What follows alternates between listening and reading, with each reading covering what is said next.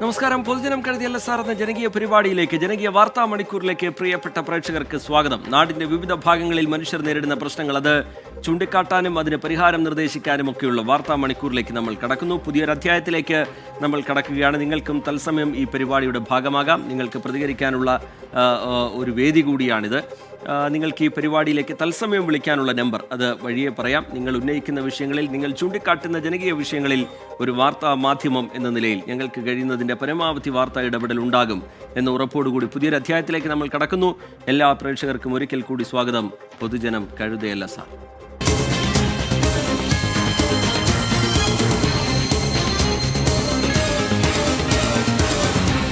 പൊതുജനം കഴുതയല്ല സാർ. ഇപ്പോൾ സ്ക്രീനിൽ കാണുന്ന നമ്പറിൽ നിങ്ങൾക്ക് ഈ പരിപാടിയിലേക്ക് വിളിക്കാവുന്നതാണ്. 0484230510. നിങ്ങളുടെ കൈവശം വാർത്തകളുണ്ടെങ്കിൽ, നിങ്ങളുടെ നാട്ടിലൊക്കെ വാർത്തകളുണ്ട്, അത് പൊതുജനങ്ങൾ അറിയണം, അല്ലെങ്കിൽ അധികൃതരുടെ ശ്രദ്ധയിലേക്ക് പെടുത്തണം എന്നൊക്കെ നിങ്ങൾ ആഗ്രഹിക്കുന്നുണ്ടെങ്കിൽ, നിങ്ങൾക്ക് ആ സംഭവം എന്താണ്, ആ വാർത്ത എന്താണ് എന്നുള്ള കാര്യം ഒരു ചെറിയ കുറിപ്പായി, അതിനൊപ്പം അതുമായി ബന്ധപ്പെട്ട ദൃശ്യങ്ങളും നിങ്ങൾക്ക് വാട്സാപ്പിൽ അയക്കാനുള്ള സൗകര്യം ഞങ്ങൾ ഒരുക്കുന്നു. നമ്പർ ഇതാണ്: 62 35 96 89 37.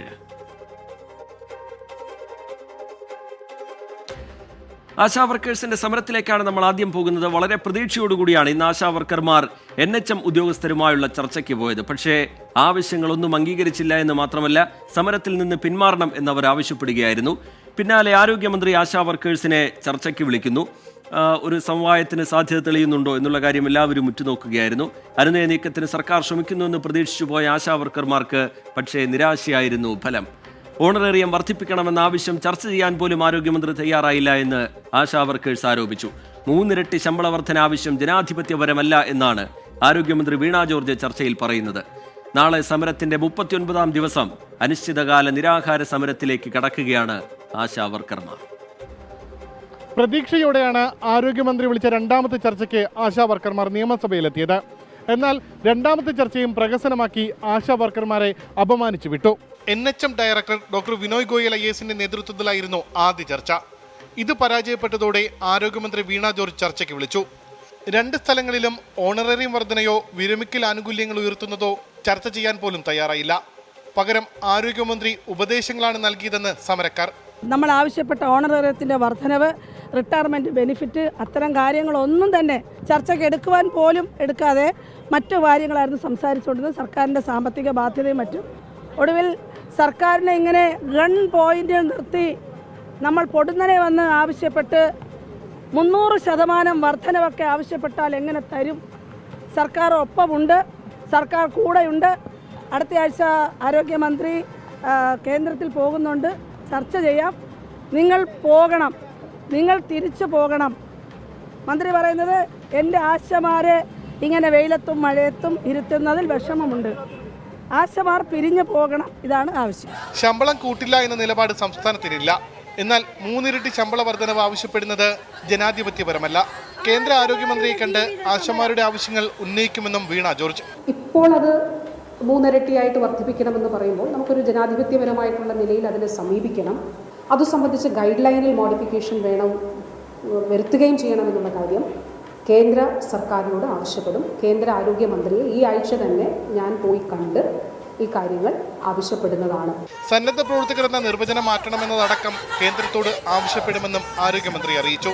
ചർച്ച പരാജയപ്പെട്ടതോടെ ആശാ വർക്കേഴ്സ് റോഡ് ഉപരോധിച്ചു.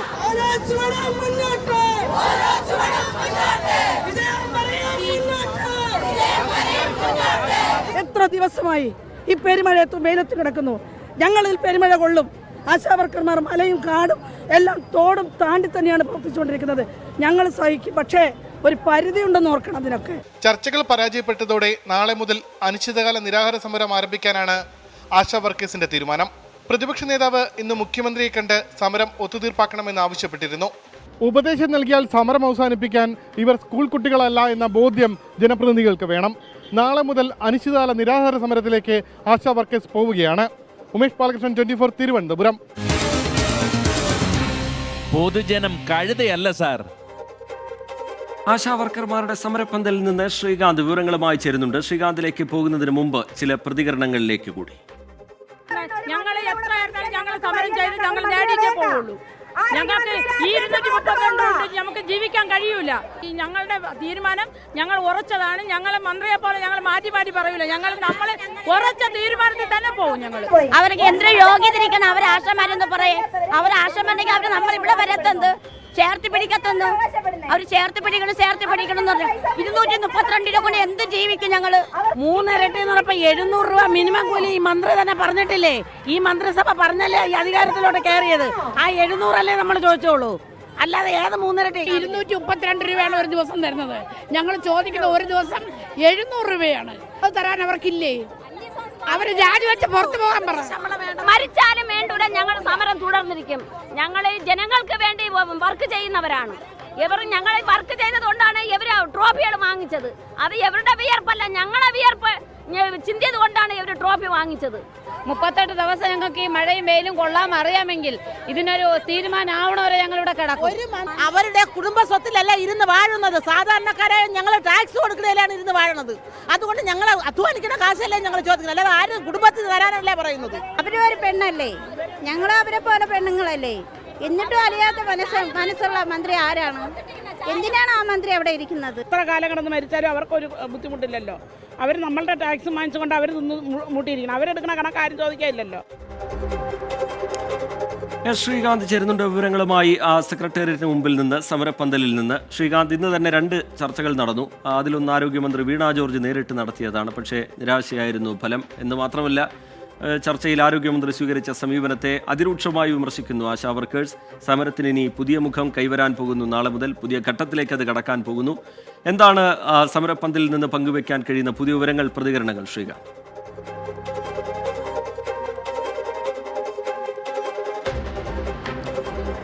സമരപ്പന്തലിൽ നിന്നും ഒറ്റ വിവരമാണ് നൽകാനുള്ളത്. സമരം തുടരും. അത് നാളെ കുറച്ചുകൂടി കൂടുതൽ കൃത്യമായ രീതിയിൽ പറഞ്ഞാൽ കുറച്ചുകൂടി പ്രതിഷേധം കനക്കും എന്ന് തന്നെയാണ് പറയാനുള്ളത്.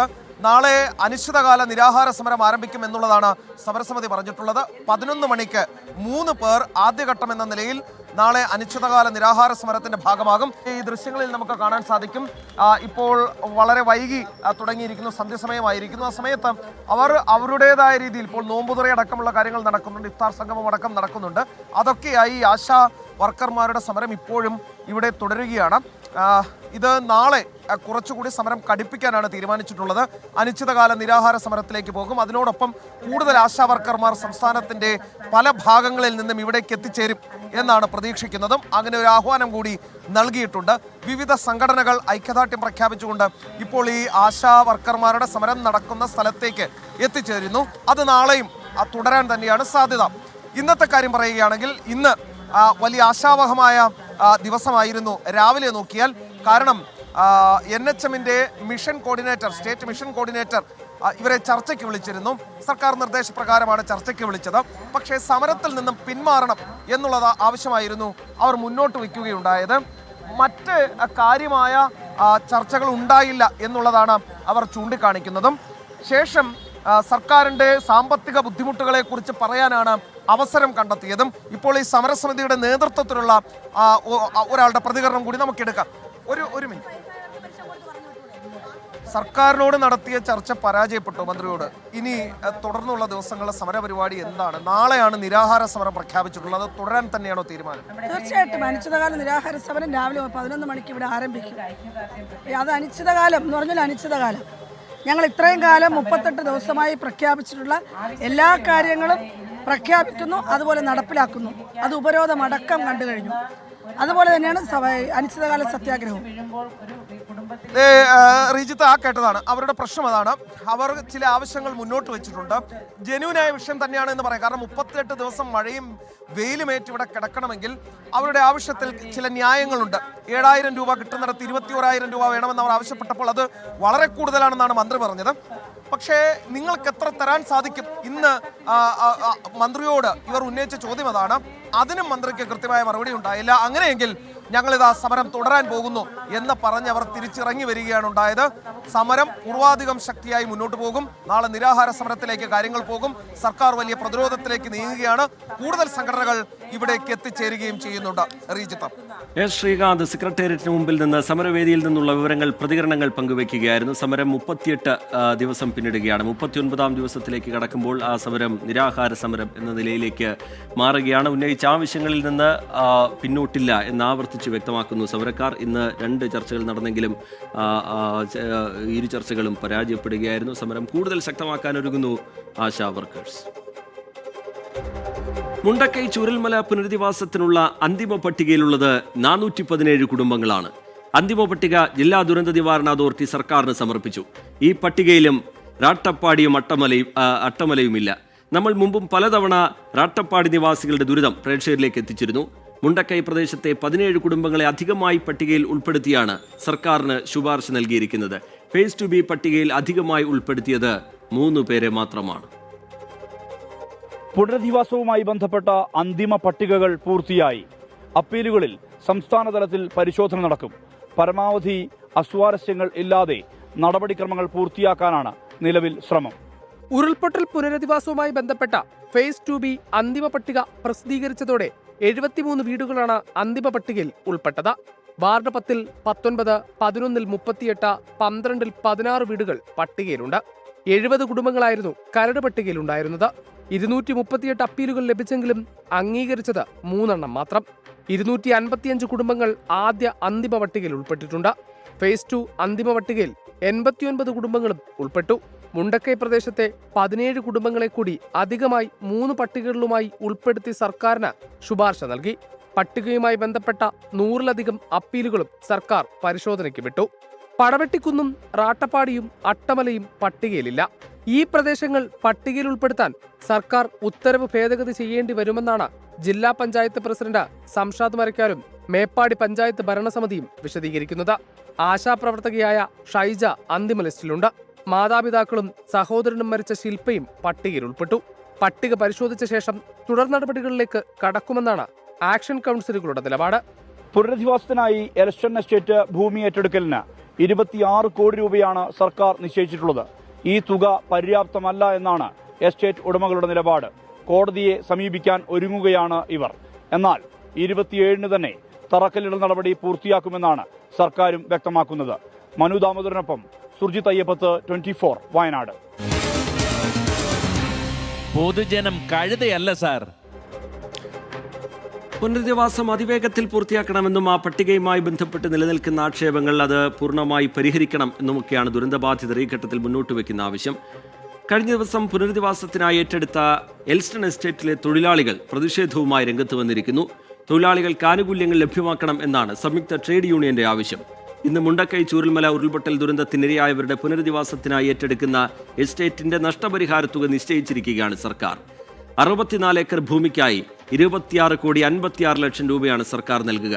മുഖ്യമന്ത്രിയുടെ ദുരിതാശ്വാസ നിധിയിൽ നിന്ന് തുക നൽകാനും മന്ത്രിസഭാ യോഗം തീരുമാനിച്ചു. പുനരധിവാസത്തിനായി കൽപ്പറ്റയിലെയും മേപ്പാടിയിലെയും 2 എസ്റ്റേറ്റുകൾ ഏറ്റെടുക്കാൻ ഹൈക്കോടതി നേരത്തെ അനുമതി നൽകിയിരുന്നു. നഷ്ടപരിഹാരം നൽകി ഏറ്റെടുക്കാനായിരുന്നു കോടതിയുടെ നിർദ്ദേശം. ഇതുപ്രകാരം എസ്റ്റേറ്റ് ഭൂമിയുടെയും നിർമ്മാണങ്ങളുടെയും മൂല്യനിർണ്ണയം നടത്തിയാണ് 26 കോടി 56 ലക്ഷത്തി 10,709 രൂപ നഷ്ടപരിഹാരം നൽകാൻ നിശ്ചയിച്ചത്. റവന്യൂ വകുപ്പ് നിശ്ചയിച്ച തുകയ്ക്ക് ഇന്നലെ ചേർന്ന മന്ത്രിസഭായോഗം അംഗീകാരം നൽകി.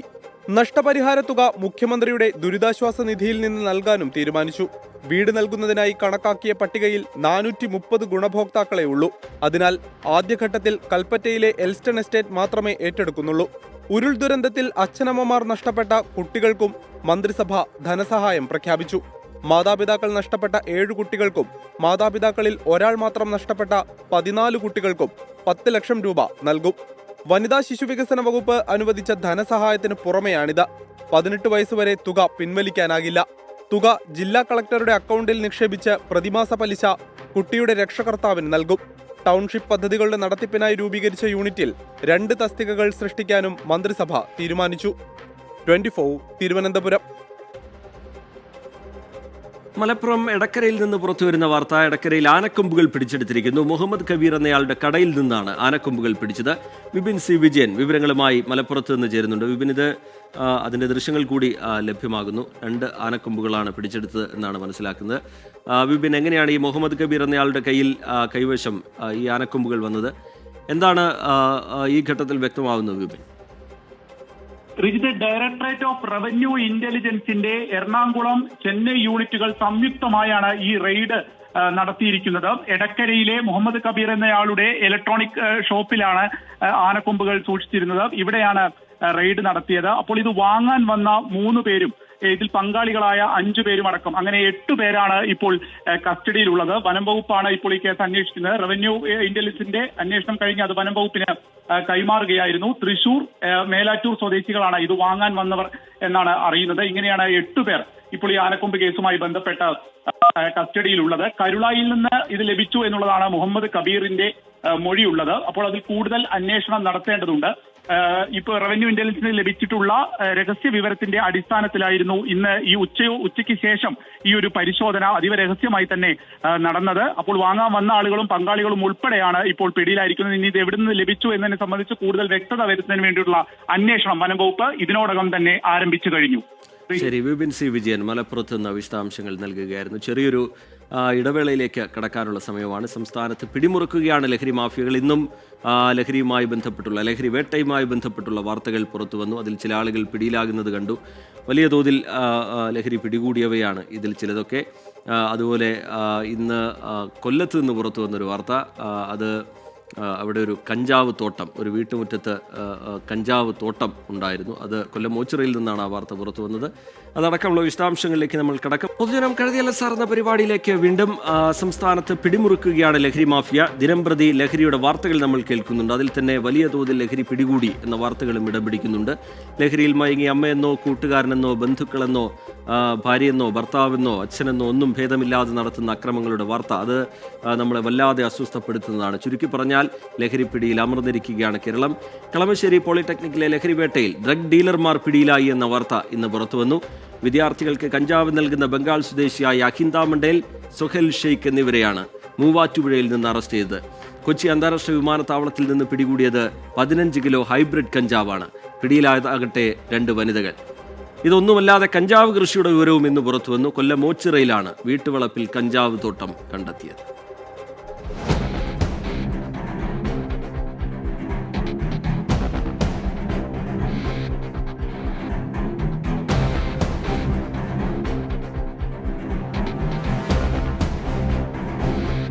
സംസ്ഥാനത്ത് ഇന്നും ലഹരിവേട്ട കരുതയില്ല. വിവിധ ജില്ലകളിൽ MDMAയും കഞ്ചാവും പോലീസും എക്സൈസും കസ്റ്റംസും ചേർന്ന പിടികൂടി. എങ്ങോട്ടാണ് കേരളത്തിന്റെ പോക്ക്?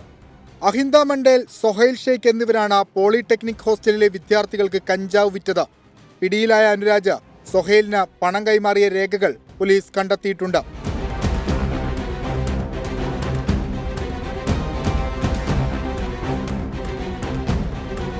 കേരളത്തിൽ ലഹരിവേട്ട തുടരുകയാണ്. 5 കോടി വിലമതിക്കുന്ന 15 കിലോ ഹൈബ്രിഡ് കഞ്ചാവാണ് കൊച്ചി വിമാനത്താവളത്തിൽ പിടികൂടിയത്. ബാങ്കോക്കിൽ നിന്ന് കഞ്ചാവ് എത്തിച്ച രാജസ്ഥാൻ സ്വദേശി മാൻവി ചൗധരി, ഡൽഹി സ്വദേശി സാന്തി എന്നിവരെയാണ് കസ്റ്റംസ് അറസ്റ്റ് ചെയ്തത്.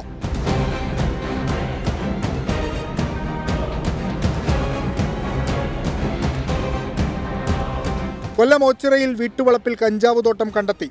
38ഓളം കഞ്ചാവ് ചെടികളും വീട്ടിനുള്ളിൽ സൂക്ഷിച്ചിരുന്ന 10 കിലോ കഞ്ചാവുമാണ് എക്സൈസ് കണ്ടെത്തിയത്. ഓച്ചിറ മേമനയിൽ മനീഷ് ഭവനത്തിൽ മനീഷ് മോഹന്റെ വീട്ടിൽ നിന്നാണ് കഞ്ചാവ് തോട്ടവും കഞ്ചാവും പിടികൂടിയത്.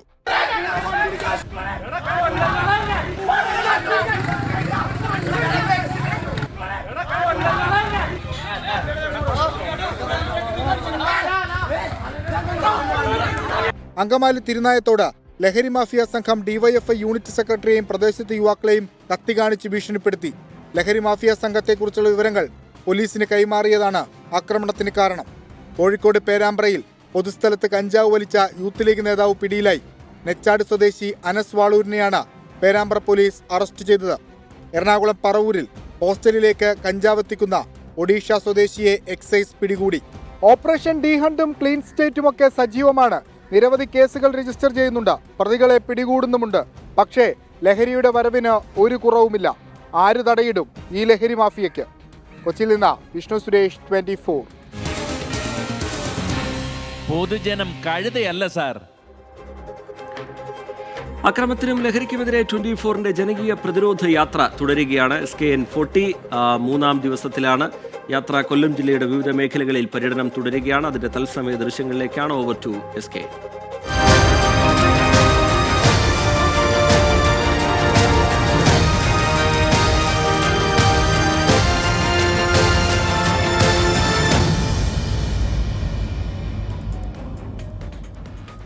പ്രിയപ്പെട്ടവരെ, ഞങ്ങളിപ്പോൾ നിൽക്കുന്നത്, ഞാനും ആഷ്മി വിജയകുമാറും ഉണ്ട്. ഞങ്ങളിപ്പോൾ നിൽക്കുന്നത് എൻ്റെ തന്നെ നാട്ടിൽ, ഞാൻ ജനിച്ചു വളർന്ന മേലില എന്ന എൻ്റെ ഗ്രാമത്തിലാണ്. എൻ്റെ നാട്ടിലെ ഒരുപാട് ആൾക്കാർ നമ്മുടെ ഈ പദ്ധതിയുമായി അണിചേരാൻ തയ്യാറായി നിൽക്കുകയായിരുന്നു. നിർഭാഗ്യവശാൽ നല്ല കനത്തൊരു മഴ പെയ്തു. നമ്മുടെ കുന്നിക്കോട് മഴ പെയ്താലും നൂറുകണക്കിന് ആളുകൾ അങ്ങനെ നിന്ന് മഴയൊന്നും അവർക്കൊരു വിഷയമല്ല, അവർ ഐക്യദാർഢ്യമായിരുന്നു. നമ്മളെ ശരിക്കും നമ്മൾ ഈ മഴയൊക്കെ പ്രതീക്ഷിച്ചിട്ട് തന്നെയാണ് വന്നിരിക്കുന്നത്. അപ്പോൾ നമ്മളിപ്പോ ഈ മേലിലായില് ഒരു പരമ്പരാഗതമായിട്ടുള്ള ഒരു 2 ക്ഷേത്രങ്ങളുണ്ട്, ശ്രീധർമ്മശാസ്ത്ര ക്ഷേത്രവും ദേവീ ക്ഷേത്രവും. അപ്പോൾ ഈ തെക്കൻ തിരുവിതാംകൂറിൽ ഈ മുടിയെടുപ്പിന് പ്രസിദ്ധമായ ക്ഷേത്രമാണ് ഇവിടുത്തെ ഭദ്രകാളി മുടിയെടുപ്പിന് പ്രസിദ്ധമാണ് ഈ ക്ഷേത്രം. അതുപോലെ ഒരു അയ്യപ്പൻ ക്ഷേത്രവും ഇവിടെ ഉണ്ട്. വിജയകുമാറിനൊക്കെ വലിയ സാധ്യതയുള്ള ക്ഷേത്രങ്ങളാണ് ഇതൊക്കെ. അപ്പം എനിക്ക് തോന്നുന്നത് നമ്മുടെ ഇപ്പൊ ഈ അത്യാവശ്യം നല്ല ഇപ്പോഴും ചെറുതായിട്ട് മഴ പെയ്യുന്നുണ്ട്. കുന്നിക്കോട് നടന്ന ഒരുപാട് ജനങ്ങൾ അവിടെ ഉണ്ടായിരുന്നു. ഒരുപക്ഷെ നമ്മൾ ഇത്രയും നമ്മുടെ ഈ യാത്ര തുടങ്ങിയ ശേഷം ഏറ്റവും വലിയ ജനക്കൂട്ടമായിരുന്നു. നൂറുകണക്കിന് ആളായിരുന്നു. പെയ്ത മഴ എന്ന് പറഞ്ഞാൽ അതിഭീകര മഴയായിരുന്നു. പെയ്തപ്പം നല്ല സൂപ്പറായിട്ട് പെയ്തു. പക്ഷെ മഴയത്തും ആരും അവിടെ നിന്ന് ഇറങ്ങി മാറിപ്പോവാതെ മഴ നനയാതെ ആണെങ്കിൽ നമ്മളിനി സ്റ്റേയിലേക്കാണോ പോകുന്നത്? നമ്മൾ ഓക്കെ, വളരെ സന്തോഷം രാജീവേ. ഓക്കെ രാജീവ് ഒരു കച്ചവടക്കാരനാ.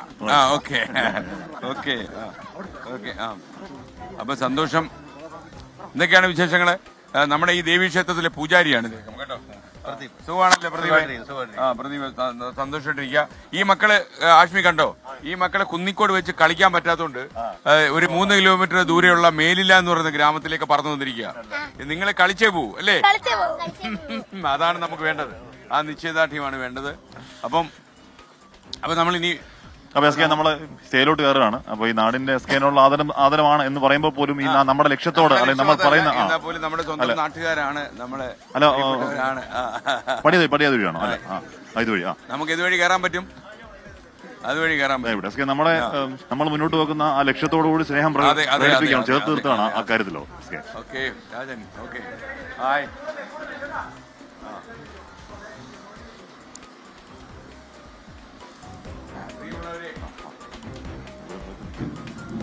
പ്രിയപ്പെട്ടവരെ, നമ്മളൊരു 30 ദിവസം നീണ്ടുപോകുന്ന യാത്രയുടെ ഭാഗമായിട്ടാണ് എന്റെ സ്വന്തം മണ്ണിൽ ഞാൻ വന്നിരിക്കുന്നത്. അതിനിടയിലാണ് നമുക്ക് വളരെ കാര്യമായിട്ട് ഒരു സമ്മേളനം നടത്തണം എന്നൊക്കെ വിചാരിച്ചാണ്. പക്ഷേ അപ്രതീക്ഷിതമായി പെയ്ത മഴ നമ്മുടെ ചില കടക്കൂട്ടലുകൾ തകർത്തിട്ടുണ്ട്. പക്ഷേ നമ്മളെ തിരുവനന്തപുരത്ത് നിന്ന് ഈ യാത്ര ആരംഭിക്കുന്ന സമയത്ത് 14 ജില്ലകളിലൂടെ നടത്തുന്ന യാത്രയാണ്. എന്തുകൊണ്ട് ഇങ്ങനെ ഒരു യാത്ര എന്ന് സ്വാഭാവികമായിട്ടും നിങ്ങളിൽ ആരെങ്കിലും ആലോചിച്ചാൽ അവരോട് എനിക്ക് പറയാനുള്ളത്, നമ്മൾ ഈ വാർത്താമുറികളിൽ ഇരുന്ന് വാർത്തകൾ വായിക്കുന്നവരാണ് ഞാനും ആഷ്മിയും വിജയകുമാറും ഒക്കെ. അപ്പൊ നിരന്തരം വാർത്തകൾ വായിക്കുമ്പോൾ നമ്മൾ ശരിക്കും സാധാരണഗതിയിൽ ഈ വാർത്ത വായിക്കുമ്പോൾ ഈ വാർത്തകളൊന്നും നമ്മളെ മനസ്സിനെ സ്വാധീനിക്കേണ്ട കാര്യമില്ല. ഇത് നമ്മുടെ ഒരു ജോലിയുടെ ഭാഗമായിട്ട് നമ്മൾ വാർത്ത അവതരിപ്പിക്കുകയാണ്. എന്നാൽ നമ്മുടെ 24ന്റെ വാർത്താശീലം അതല്ല. വാർത്തകളിലേക്ക് നമ്മൾ ഇറങ്ങിച്ചെല്ലും, വാർത്തകളുടെ ഉറവിടങ്ങളിൽ എന്ത് സംഭവിക്കുന്നു നമ്മൾ അന്വേഷിക്കും. അങ്ങനെ കുറച്ചുകൂടി ഉത്തരവാദിത്വം ജനങ്ങളുള്ള റെസ്പോൺസിബിൾ ആയിട്ടുള്ള വാർത്തകൾ സംപ്രേഷണം ചെയ്യണമെന്ന് താല്പര്യമുള്ള ഒരു വാർത്താ ചാനലാണ് 24. അതുകൊണ്ട് തന്നെ ഈ കേരളത്തിലെ പലയിടങ്ങളിൽ നിങ്ങൾക്കറിയുന്ന കഴിഞ്ഞ 2 മാസങ്ങളിൽ 10-70 പേർ സംസ്ഥാനത്ത് പലയിടങ്ങളിലായി കൊല്ലപ്പെട്ടു. അതിൽ ഞങ്ങളൊരു പരിശോധന നടത്തിയപ്പോൾ ഏതാണ്ട് 30-ലധികം ആളുകളും കൊല്ലപ്പെട്ടത് ഈ മാരകമായ MDMA പോലെയുള്ള ലഹരി മരുന്നുകൾ കഴിച്ചിട്ടാണ്. അപ്പൊ ഇത് ഒരുപക്ഷെ മാത്രമല്ല, ഈ ലഹരി മരുന്നിന് അഡിക്റ്റായ ഒരാൾ കൂട്ടുന്ന പൈശാചികമായ കൃത്യങ്ങളും വൃത്തികേടുകളും ഞങ്ങളുടെ മനസ്സിനെ വല്ലാതെ നൊമ്പരപ്പെടുത്തിയപ്പോൾ വാർത്താമുറിയിലെ ശീതീകരിച്ച സ്ഥലങ്ങളിൽ നിന്ന് ഞങ്ങൾ പുറത്തിറങ്ങാൻ തീരുമാനിച്ചു. കേരളത്തിലുടനീളം മഞ്ഞും മഴയും അതുപോലെ വെയിലും ഒന്നും ഇല്ലാതെ അതിനെയൊക്കെ താണ്ടി ഈ കേരളത്തിലെ ജനങ്ങളെ മുഴുവൻ സംഘടിപ്പിച്ച് കേരളത്തിൽ നമ്മുടെ കുട്ടികൾക്ക് പോലും ഇത്തരം മാരകമായ വിഷം വിതരണം ചെയ്യുന്ന മാഫിയ സംഘങ്ങളുടെ കടയറത്ത് വീഴ്ത്താൻ ഞങ്ങൾ തീരുമാനിക്കുന്നു. മാത്രമല്ല സംസ്ഥാന മുഖ്യമന്ത്രി ശ്രീ പിണറായി വിജയനും ഞങ്ങൾക്ക് നിസ്സീമമായ ഒരു പിന്തുണ നൽകിയിട്ടുണ്ട്. അദ്ദേഹം പറഞ്ഞിരിക്കുന്നത്, ഞങ്ങൾ തയ്യാറാക്കുന്ന റിപ്പോർട്ടുണ്ട് യാത്രയ്ക്ക് ശേഷം ആ റിപ്പോർട്ട് അദ്ദേഹത്തിന് സമർപ്പിച്ചു കഴിയുമ്പോൾ ആ റിപ്പോർട്ടിൽ ഞങ്ങൾ പരാമർശിക്കുന്ന ഗൗരവമായ കാര്യങ്ങളിൽ അടിയന്തരമായ ഇടപെടലുകളും നടപടികളും സംസ്ഥാന സർക്കാരിന്റെ ഭാഗത്തുനിന്ന് ഉണ്ടാകുമെന്ന് അദ്ദേഹം പറഞ്ഞിട്ടുണ്ട്. മാത്രമല്ല, ഞങ്ങൾ ഈ യാത്ര ആരംഭിച്ചു വൻ ജനപിന്തുണയാണ് ഈ പരിപാടിക്ക് ലഭിക്കുന്നത്.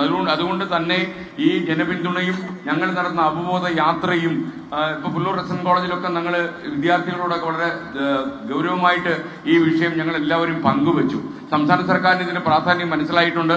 ആഭ്യന്തര വകുപ്പ് ഇപ്പോൾ അതിശക്തമായി ഇടപെടുന്നുണ്ട്. കേരളത്തിലെ പല നഗരങ്ങളിലും, കൊച്ചി ഉൾപ്പെടെ ഇത്തരം MDMA പോലുള്ള ലഹരി വസ്തുക്കൾ ലഭ്യമെന്ന് കരുതുന്ന പല നഗരങ്ങളിലും, കൊച്ചി ഉൾപ്പെടെയുള്ള നഗരങ്ങളിൽ ഇപ്പോൾ വ്യാപകമായ റെയ്ഡ് നമ്മുടെ എക്സൈസ് ഡിപ്പാർട്ട്മെന്റ് പോലീസും സംയുക്തമായി നടത്തുകയാണ്. നിങ്ങൾക്ക് ആർക്കെങ്കിലും ഇതിനെക്കുറിച്ച് എന്തെങ്കിലും വിവരം നൽകാനുണ്ടെങ്കിൽ നിങ്ങൾക്ക് അടുത്ത പോലീസ് സ്റ്റേഷനിൽ കൊടുക്കാം. പോലീസ് സ്റ്റേഷനുകളിലൊക്കെ തന്നെ കൃത്യമായ സംസ്ഥാന ആഭ്യന്തര വകുപ്പിന്റെ നിർദ്ദേശം വന്നു കഴിഞ്ഞു. ഈ ലഹരി മാഫിയോട് സന്ധി ചെയ്യില്ല എന്ന് സംസ്ഥാന മുഖ്യമന്ത്രി തന്നെ നമ്മോട് പറഞ്ഞിട്ടുണ്ട്. ഞാൻ അദ്ദേഹത്തോട് പറഞ്ഞൊരു കാര്യം, കോവിഡിന് ശേഷം അങ്ങ് നേരിടുന്ന ഒരു മുഖ്യമന്ത്രി എന്ന നിലയിൽ അങ്ങ് നേരിടുന്ന ഏറ്റവും വലിയ പ്രതിസന്ധി ഏതാണ് എന്നൊരു മാധ്യമപ്രവർത്തകൻ എന്നുള്ള നിലയിൽ എന്നോട് ചോദിച്ചാൽ അത് ഈ നാട്ടിൽ അമ്മമാർക്ക് സമാധാനമായി കിടന്നുറങ്ങാൻ കഴിയാത്തൊരു സാഹചര്യം ഉണ്ടായിരിക്കുന്നു. പള്ളിക്കൂടങ്ങളിലേക്ക് പോകുന്ന കുട്ടികൾ അതേ അവസ്ഥയിൽ തിരിച്ചു വരുമോ എന്ന ആശങ്ക അവർക്കുണ്ട്. അപ്പൊ ഈ ആശങ്കയുള്ള അമ്മമാർക്ക് സമാധാനമായി കിടന്നുറങ്ങാനുള്ള ഒരു സാഹചര്യം, ഒരു കാലാവസ്ഥ നമ്മുടെ നാട്ടിൽ ഉണ്ടാക്കണം. നമുക്കത് ലേശം മഴ നനഞ്ഞാലും വേണ്ടില്ല, നമ്മൾ ഒന്നിച്ച് അണിചേർന്ന് ഒന്നിച്ചൊന്നായി ഒരേ ശബ്ദമായി നമ്മൾ പ്രവർത്തിച്ചാൽ എത്ര വലിയ മാഫിയ സംഘങ്ങളായാലും പോലീസ് സഹായത്തോടെ നമുക്ക് അവർക്ക് ഈ സംസ്ഥാനം വിട്ടുപോകാൻ ആവശ്യപ്പെടാം. നമ്മൾ ഇത്തരം മാഫിയ സംഘ തലവന്മാരോടും ഇതിനുവേണ്ടി പ്രവർത്തിക്കുന്ന ആളുകളോടും പറയുന്നത്, കേരളത്തിന്റെ സമാധാന അന്തരീക്ഷത്തിലേക്ക് നിങ്ങൾ ഇറങ്ങി വരരുത്, നിങ്ങൾ ഈ നാട് വിട്ടുപോകണം. കേരളത്തിന്റെ ഈ സംസ്ഥാനത്ത് വിദേശ നാടുകളിൽ നിന്ന് പോലും ഈ പഞ്ചസാര പോലിരിക്കുന്ന MDMA-യുമായി നിങ്ങൾ ചുറ്റി നടക്കരുത്. കൊച്ചു കൊച്ചു ക്ലാസ്സുകളിൽ പഠിക്കുന്ന കുട്ടികളെ നിങ്ങൾ ഇത്തരം ലഹരി മരുന്നുകളിലേക്ക് സ്വാധീനിക്കരുത് എന്നാണ് ഞങ്ങൾ അവരോട് പറയുന്നത്. മാത്രമല്ല, ഞങ്ങൾ പ്രതീക്ഷിക്കുന്നത്, ഞങ്ങൾ ഈ 30 ദിവസം പിന്നിടുന്ന സമയത്ത് മിക്കവാറും പോലീസ് സംവിധാനത്തിന്റെ സമ്മർദ്ദം കൊണ്ടും അതുപോലെ നമ്മുടെ മറ്റുള്ള ഏജൻസികളുടെയും യുവജന വിഭാഗങ്ങളുടെയും സമ്മർദ്ദം കൊണ്ട് ഇത്തരം മാഫിയ സംഘങ്ങൾ കേരളത്തിലെ പ്രവർത്തനം അവസാനിപ്പിക്കും എന്ന് മാത്രമല്ല, അങ്ങനെ അവസാനിപ്പിച്ചാൽ നമുക്ക് വിശ്രമിക്കാൻ കഴിയില്ല. കാരണം ഒരിക്കൽ പിന്നിട്ട് പോയ ആളുകൾ തന്നെ ഇത് പണം ഉണ്ടാക്കുന്ന ഒരു വലിയ ലഹരി കച്ചവടമാണ് നിങ്ങൾക്കറിയാം. ഈ കച്ചവടത്തിൽ താല്പര്യമുള്ള ആളുകൾ പിന്നെയും മടങ്ങി വരാൻ സാധ്യതയുണ്ട് എന്നതുകൊണ്ട് നമ്മൾ വളരെ ശുഷ്കാന്തി കാണിക്കണം. കാര്യം നമുക്ക് ജീവിതത്തിൽ ഏറ്റവും വലിയ സമ്പത്ത് നമ്മുടെ കുട്ടികളാണ്. അവർക്ക് എന്തെങ്കിലും സംഭവിച്ചാൽ പിന്നെ നമ്മൾ മാതാപിതാക്കൾ ജീവിച്ചിരുന്നിട്ട് കാര്യമില്ല. അതുകൊണ്ട് കുട്ടികൾ സ്കൂളിലേക്ക് പോകുമ്പോൾ വഴിയോരങ്ങളിൽ നിന്ന് അവരെ കൈയാട്ടി വിളിച്ച് അവർക്ക് ചോക്ലേറ്റ് നൽകിയും ലഹരിയുള്ള മറ്റു വസ്തുക്കൾ നൽകിയും ഒക്കെ തന്നെ അവരെ സ്വാധീനിക്കാൻ ശ്രമിക്കുന്നവരെ നമ്മൾ ചെറുക്കണം. അതിന് അവസാനം കണ്ടുപിടിക്കണം. നമ്മുടെ അധ്യാപകർക്കൊക്കെ ഇതിൽ വലിയ ജോലിയുണ്ട്. നമ്മുടെ മേഖലയിൽ തന്നെ ഞാനൊക്കെ പഠിച്ചൊരു സ്കൂളുണ്ട്. ആ സ്കൂൾ അധികൃതരോടും ഞാൻ പറയുന്നത്, ചെറിയ കുട്ടികളെയാണ് ഇവരൊക്കെ സ്വാധീനിക്കാൻ ശ്രമിക്കുന്നത്. നിങ്ങൾ തീർച്ചയായിട്ടും ഞങ്ങൾ ഈ പറയുന്ന വാക്കുകൾക്ക് അതിന്റെ അർഹിക്കുന്ന അർത്ഥം കൊടുത്തുകൊണ്ട് തന്നെ നിങ്ങൾക്ക് എന്ത് ചെയ്യാൻ കഴിയുമെന്ന് നിങ്ങൾ ചോദിക്കുമായിരിക്കും. ആ നിസ്സഹായതയ്ക്ക് ഇവിടെ പ്രസക്തിയില്ല. നിങ്ങളുടെ അയൽപ്പക്കത്ത് അപരിചിതരായ ആളുകൾ MDMA പോലുള്ള രാസലഹരിയുമായി ചുറ്റിക്കറങ്ങുന്നെങ്കിൽ ആ വിവരം പോലീസിനെ അറിയിക്കണം. എന്റെ വീട്ടിലെ കുട്ടികളെല്ലാം നല്ലവരാണ് എന്ന ധാരണ നിങ്ങൾക്ക് വേണ്ട. ഇത് ഏത് കുട്ടിയെയും സ്വാധീനിക്കാം, ഏത് മുതിർന്നവനെയും സ്വാധീനിക്കാം, ആരും ഇതിന് അഡിക്റ്റ് ആവാം. അങ്ങനെ ഒരു സാഹചര്യമുണ്ട്. അതുകൊണ്ട് തന്നെ എന്റേത് തറവാടാണ്, അല്ലെങ്കിൽ എന്റെ കുട്ടികൾ മിടുക്കരാണ്, എന്റെ കുട്ടികൾക്ക് ഇതിലെങ്കിലും താല്പര്യമില്ലാത്തവരാണ് എന്ന് കരുതി ഒരമ്മയും വെറുതെ ഇരിക്കരുത്. ആ അഭിമാനത്തിന്റെയൊക്കെ കാലം പോയി. ഏതൊരു സാഹചര്യത്തിലും ഇങ്ങനെയുള്ള വൃത്തികെട്ട ശക്തികൾ നമ്മുടെ വീട്ടിലേക്കും കടന്നു വരാം. അപ്പൊ നമുക്ക് യുവജനങ്ങൾക്ക് വേണമെങ്കിൽ രാത്രികാലങ്ങളിൽ പെട്രോളിംഗ് നടത്താം. ഈ നാട്ടിൽ എന്തൊക്കെയാണ് സംഭവിക്കുന്നതെന്ന് അറിയാൻ എനിക്ക് തോന്നുന്നത് നമ്മുടെ നാടിനോട് നമുക്കൊരു ബാധ്യതയുണ്ട്. ഈ പച്ചപ്പുള്ള മണ്ണ്, നമുക്ക് പിറന്ന മണ്ണ്, നമ്മുടെ സ്വന്തം നാട്, ഈ നാട് വല്ലാത്ത ശ്വാസം മുട്ടലിലൂടെ കടന്നു പോവുകയാണ്. ഈ നാടിന് നമുക്ക് സമാധാനം കൊടുത്തേ പറ്റൂ. നമ്മുടെ ആളുകൾക്ക് ഒരു സ്വൈര ജീവിതം നമുക്ക് ഉറപ്പുവരുത്തണം. അതിനായാണ് നമ്മൾ ഇത്രയും ദിവസങ്ങൾ, ഈ 30 ദിവസങ്ങൾ, ഒരുപക്ഷെ ഞാൻ ഈ ജോലിയിൽ 40 കൊല്ലം പിന്നിട്ടു. നിങ്ങൾക്ക് എന്നെ ഏറ്റവും കൂടുതൽ അറിയാം. ഞാൻ വെള്ളി നിക്കറിട്ട് നടക്കുന്ന കാലം മുതൽ എന്നെ കണ്ടുപടർന്ന എത്രയോ ആളുകൾ എന്റെ മുന്നിൽ നിൽപ്പുണ്ട്. അപ്പൊ അതൊക്കെ ഒരു 40 കൊല്ലം ഞാനൊരു ജോലി ചെയ്തു. ആ ജോലിയിൽ വലിയ കുഴപ്പമില്ലാത്ത പേരുണ്ടാക്കാൻ പറ്റി, വലിയ ദുഷ്പേരുകളൊക്കെ ഉണ്ടാക്കാൻ കഴിഞ്ഞില്ല. അങ്ങനെ കടന്നു പോകുന്ന ഒരു 40 കൊല്ലം എന്റെ ജീവിതത്തിൽ ഉണ്ട് എന്നത് നേരാണെങ്കിലും അതിനേക്കാൾ വലുതായി ഞാൻ കാണുന്നത് എനിക്കിത് ലഭിക്കുന്ന സ്വീകരണമല്ല, ഇതൊരു ആഘോഷ പരിപാടിയല്ല. അതിനേക്കാൾ വലുത് കേരളം നേരിടുന്ന ഏറ്റവും വലിയ പ്രതിസന്ധിയിൽ ജനങ്ങൾക്കൊപ്പം നിൽക്കുകയും അവരെ അണിനിരത്തുകയും കേരളം ഒരു ലഹരി മുക്ത സംസ്ഥാനമായി മാറുകയും MDMA പോലെ ഉള്ള സാധനങ്ങൾ വിറ്റഴിക്കാൻ നമ്മുടെ കുട്ടികളെ പ്രേരിപ്പിക്കുന്ന ആളുകൾ ആരായാലും അവരെ കയ്യാമം വയ്ക്കാനുള്ള സാഹചര്യം ഒരുക്കുകയും ചെയ്യുകയാണ് ഏറ്റവും വലിയ ധർമ്മം എന്ന് ഞങ്ങൾ വിശ്വസിക്കുന്നു.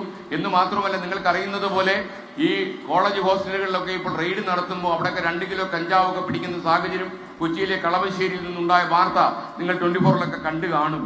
അപ്പോൾ ഇത്തരം വാർത്തകൾ അവസാനിക്കണം. വാർത്താമുറികൾ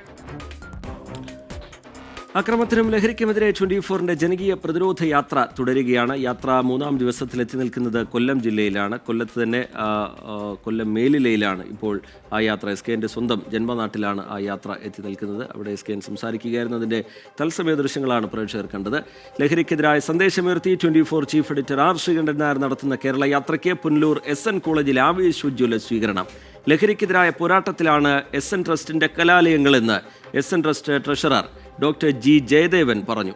യുവതലമുറയെ കാർന്നു തിന്നുന്ന ലഹരി തുടച്ചു നീക്കാനാണ് 24-ന്റെ ശ്രമമെന്ന് 24 chief editor R Sreekandan Nair പറഞ്ഞു. അരനൂറ്റാണ്ട് മുൻപത്തെ കലാലയ ഓർമ്മകളുമായാണ് 24 chief editor R Sreekandan Nair Punalur SN കോളേജിലെത്തിയത്. ലഹരി വിരുദ്ധ സന്ദേശമുയർത്തി SKN നടത്തുന്ന കേരള യാത്രയെ വിദ്യാർത്ഥികളും അധ്യാപകരും ചേർന്ന് ഹർഷാരവത്തോടെ വരവേറ്റു. തുടർന്നു നടന്ന പൊതുസമ്മേളനം SN trust treasurer doctor J Jayadevan ഉദ്ഘാടനം ചെയ്തു. SN ട്രസ്റ്റിന്റെ ക്യാമ്പസുകളിൽ നിന്ന് ലഹരി തുടച്ചു നീക്കാൻ ഇടപെടൽ നടത്തുമെന്ന് ഡോക്ടർ G ജയദേവൻ. മാധ്യമധർമ്മം എന്താണ് എന്ന് അറിഞ്ഞുകൊണ്ട് പ്രവർത്തിക്കുന്ന ഈ ജാഥ, ഈ പ്രചരണ ജാഥ, അത് എന്നും ഈ സമൂഹത്തിന് നൽകിയ ഒരു വലിയ വിലപ്പെട്ട സംഭാവനയായിട്ട് ഈ ജനത കണക്കാക്കും. വരും തലമുറയെ മാറ്റി അവരെ നിയന്ത്രിച്ച് കൊണ്ടുവരാൻ ഉതകുന്ന ഈ പരിപാടി നടത്തുന്നതോടൊപ്പം ഇനി ഈ സംഗതി ഈ നമ്മുടെ സമൂഹത്തിലേക്ക് വീണ്ടും വരാതിരിക്കാൻ നമ്മൾ ശ്രദ്ധിക്കണം. ലഹരിക്കെതിരായ പോരാട്ടത്തിൽ പുതിയ തലമുറയ്ക്ക് വലിയ പങ്കു വഹിക്കാനുണ്ടെന്ന് 24 chief editor R Sreekandan Nair. ജീവിതത്തിൽ പണം ഉണ്ടാക്കുന്നതാണ് എല്ലാം എന്ന് നമ്മൾ വിശ്വസിക്കരുത്. പണത്തിന് മാത്രം നേടിക്കൊടുക്കാൻ കഴിയാത്ത ഒരുപാട് കാര്യങ്ങൾ, ഒരു 100,000 കാര്യങ്ങളെങ്കിലും ഉണ്ട്. നമ്മളോട് സ്വപ്നം കാണാൻ പറഞ്ഞത് ഡോക്ടർ APJ അബ്ദുൽ കലാമാണ്.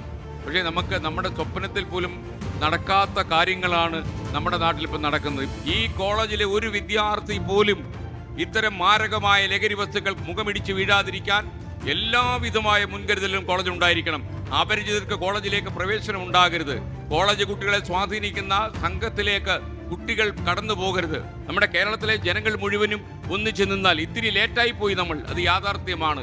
ഇത്തിരി ലേറ്റായെങ്കിലും നമ്മൾക്കിത് ഒരുപാട് കാലം വിടാൻ പറ്റില്ല. എൻ്റെ മനസ്സിലെ ആഗ്രഹം, എൻ്റെ കൂടെ സഞ്ചരിക്കുന്ന സംഘങ്ങളുടെ ആഗ്രഹം, എൻ്റെ കൂടെ പ്രവർത്തിക്കുന്ന ആത്മീയുടെയും വിജയകുമാറിൻ്റെയും താല്പര്യം, നമ്മൾ ഈ കാസർഗോഡ് എത്തുന്ന 30 ദിവസം കഴിയുമ്പോൾ എല്ലാ ഈ രാസലഹരി വിൽപ്പനക്കാരനും ഈ സംസ്ഥാനം വിട്ടു പോകണം. 24-ന്റെ ഇടപെടൽ സാമൂഹിക നന്മയ്ക്കെന്ന് Punalur SN college principal Sulekha BT. സാറിന്റെ നേതൃത്വത്തിൽ നടക്കുന്ന അരുത് അക്രമം, അരുത് ലഹരി എത്രത്തോളം അർത്ഥവത്തായ ഒരു സംരംഭമാണ്. ഇന്ന് ഏറ്റവും അത്യാവശ്യമായിട്ടുള്ള നമ്മുടെ ജനതയെ ഒന്നടങ്കം രക്ഷിക്കാൻ, പ്രത്യേകിച്ചും നമ്മുടെ യുവ തലമുറയെ രക്ഷിക്കാൻ വേണ്ടിയിട്ട് 24 ചാനൽ ഏറ്റെടുത്തിരിക്കുന്ന ഈ അത്യുഗ്രൻ പരിപാടിക്ക് എല്ലാവിധ ആശംസകളും. SKNനൊപ്പമുള്ള കലാലയ ഓർമ്മകൾ പങ്കുവെച്ച് സഹപാഠികളും.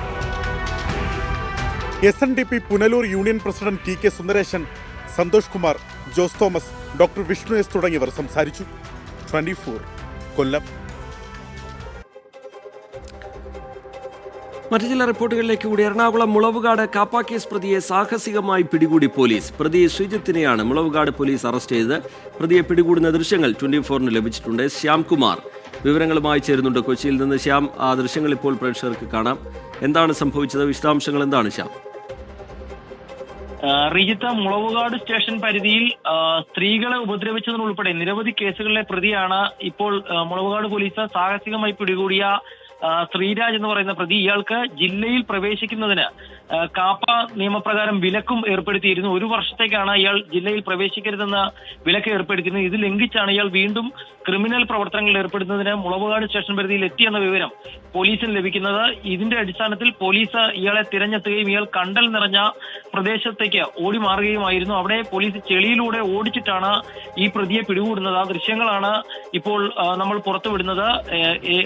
കൊച്ചി സിറ്റി പരിധിയിൽ നിരവധി ക്രിമിനൽ കേസുകളിലെ പ്രതിയും സ്ത്രീകളെ ഉപദ്രവിക്കുന്നതിനുൾപ്പെടെ നിരവധി തവണ ജയിലിൽ പോവുകയും ചെയ്ത ഒരു പ്രതിയാണ് പോലീസ് സാഹസികമായി ഇപ്പോൾ പിടികൂടി മുളവാട് സ്റ്റേഷനിൽ എത്തിച്ചിരിക്കുന്നത്. ശരി, എസ് ശ്യാംകുമാർ വിവരങ്ങൾ നൽകുകയായിരുന്നു. മുളവുകാട് കാപ്പ കേസ് പ്രതിയെ സാഹസികമായി പോലീസ് പിടികൂടുന്നതിന്റെ ദൃശ്യങ്ങളാണ് പ്രേക്ഷകർ കണ്ടത്. പ്രതി ശ്രീരാജിനെയാണ് മുളവുകാട് പോലീസ് അറസ്റ്റ് ചെയ്തിരിക്കുന്നത്. പൊതുജനം കഴുതിയല്ല സാർ എന്ന പരിപാടിയിലേക്ക് വീണ്ടും. മലയാള സിനിമ നഷ്ടത്തിലാണോ? ആണ് എന്നാണ് കേരള ഫിലിം പ്രൊഡ്യൂസേഴ്സ് അസോസിയേഷൻ പുറത്തുവിട്ട കണക്കുകൾ പറയുന്നത്. ഫെബ്രുവരിയിൽ പുറത്തിറങ്ങിയ ഒരു സിനിമ പോലും ലാഭം നേടിയിട്ടില്ല എന്നാണ് കണക്കുകൾ സൂചിപ്പിക്കുന്നത്. ഫെബ്രുവരി മാസം മാത്രം മലയാള സിനിമയ്ക്കുണ്ടായത് 53 കോടിയുടെ നഷ്ടം എന്നാണ് കണക്കുകൾ. താരസംഘടന അമ്മയുടെ കടുത്ത എതിർപ്പ് അവഗണിച്ചാണ് നിർമ്മാതാക്കൾ വീണ്ടും സിനിമാ കണക്ക് പുറത്തുവിട്ടത്. ഫെബ്രുവരിയിൽ പുറത്തിറങ്ങിയത് 17 സിനിമകൾ. ഇതിൽ 11 നഷ്ടമെന്ന കേരള ഫിലിം പ്രൊഡ്യൂസേഴ്സ് അസോസിയേഷൻ പുറത്തുവിട്ട കണക്കിൽ പറയുന്നു. ആകെ മുടക്ക് 75 കോടി രൂപ. തിയേറ്റർ ഷെയറായി ലഭിച്ചത് 23 കോടി രൂപ മാത്രം. ഏകദേശം 53 കോടിയുടെ നഷ്ടമാണ് ഫെബ്രുവരി മാസം മാത്രം മലയാള സിനിമയ്ക്കുണ്ടായത്. 1.5 കോടി രൂപ ചെലവിൽ നിർമ്മിച്ച ലൗഡേയിൽ എന്ന ചിത്രം തിയേറ്ററിൽ നിന്ന് നേടിയത് കേവലം 10,000 രൂപ. 10 കോടി രൂപ മുടക്കിയ ഉണ്ണിമുകുന്ദൻ ചിത്രം ഗെറ്റ് സെറ്റ് ബേബിക്ക് 1.5 കോടി രൂപ പോലും നേടാനായില്ല. 5 കോടിയിലേറെ മുടക്കിയ മച്ചാന്റെ മാലാക നേടിയത് 40 ലക്ഷം രൂപയും. രണ്ടാം തവണയാണ് സിനിമയുടെ ബജറ്റും ഷെയറും നിർമ്മാതാക്കളുടെ സംഘടന പുറത്തുവിടുന്നത്. 110 കോടി രൂപയായിരുന്നു ജനുവരി മാസത്തിലെ മാത്രം നഷ്ടം. കണക്കുകൾ പുറത്തുവിടുന്നതിൽ താരസംഘടന അമ്മ കടുത്ത എതിർപ്പ് രേഖപ്പെടുത്തിയിരുന്നു. ഇത് പരിഗണിക്കാതെയാണ് പ്രൊഡ്യൂസേഴ്സ് അസോസിയേഷന്റെ മുന്നോട്ടുപോക്ക്. 24 കൊച്ചി. വിവാദങ്ങൾക്കൊപ്പുറം മലയാളി തിയേറ്ററിലേക്ക് എത്താൻ മടിക്കുന്നുവെന്നതിന്റെ സൂചന കൂടിയാണ് പുറത്തുവന്ന കണക്കുകൾ. കൊച്ചിയിൽ നിന്ന് അശ്വിൻ പാലാഴി, 24. പൊതുജനം കഴുതിയല്ല സാർ എന്ന പരിപാടി ഇവിടെ പൂർത്തിയാവുകയാണ്.